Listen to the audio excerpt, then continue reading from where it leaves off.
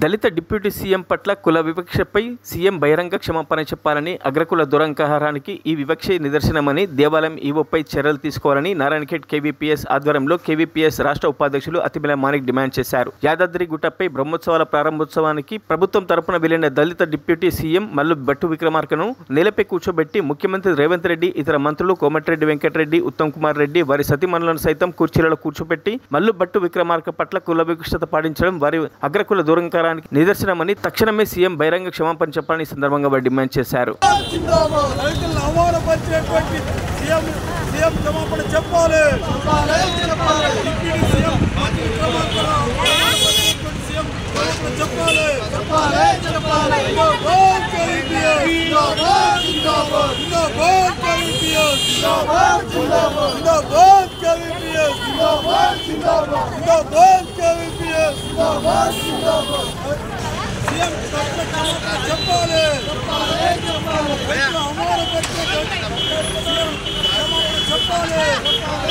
మరిన్ని అప్డేట్స్ కోసం మా ఛానల్ని సబ్స్క్రైబ్ చేయండి.